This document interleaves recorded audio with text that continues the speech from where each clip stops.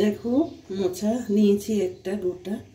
হ্যাঁ, মোচাটাকে ছাড়াচ্ছি একটু। অনেকে মোচা ছাড়ানো কোটার জন্য খেতে চায় না, রান্না করতে চায় না, কিন্তু আমার মোচা খুব ভালো লাগে।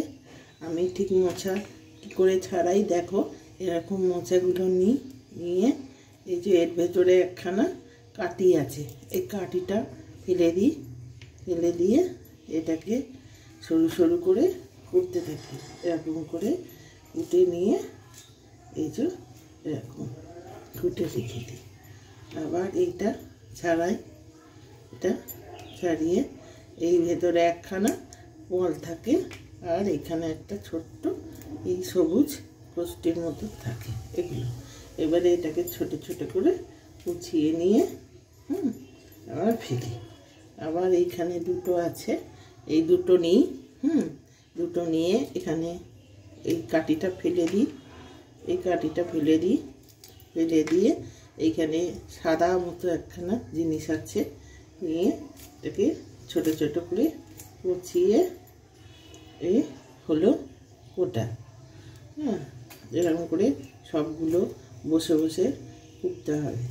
কুটে একটু প্রেসারে সাদা তেল দিয়ে আর জল দিয়ে নুন হলুদ দিয়ে সেদ্ধ করব। সেদ্ধ করে তারপরে ছোলা নারকেল দিয়ে রান্না করব। তোমরা দেখতে থাকো এটা। দেখো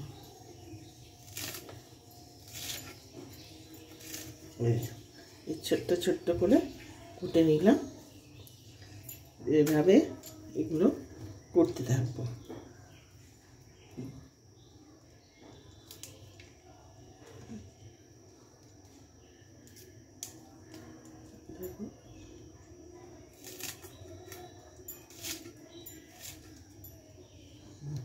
ছোট ছোট করে কুটে নিচ্ছি।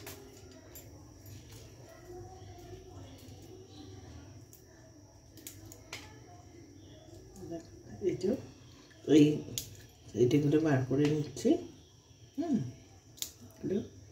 বার করে নিয়ে এবার ছোট ছোট করে করতে থাকবো।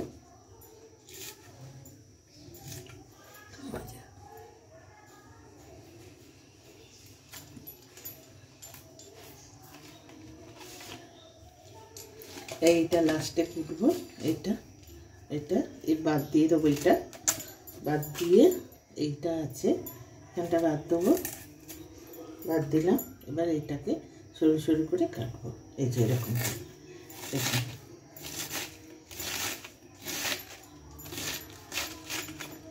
দেখো এটাকে এরকম করে কেটে নিলাম। এবার এটা আমি রেখে দেবো।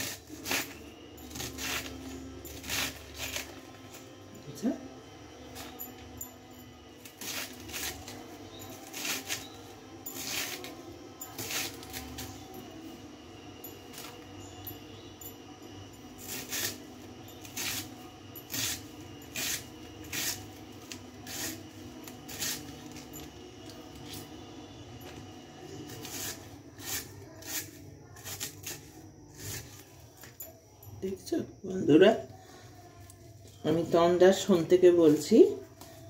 তোমরা দেখো, দেখে মোচা কাটা খুবই সোজা, খালি একটু সময় লাগবে। সময় লেগে করে রাখো, নাহলে তোমরা আগে থেকে কুটে রেখে দাও রাত্রিবেলা, পরের দিন সকালবেলা রান্না করো, সেটাও ভালো, কোনো সময়ের অসুবিধা হবে না। আমি এই মোচাটা করবো আজকে। দেখো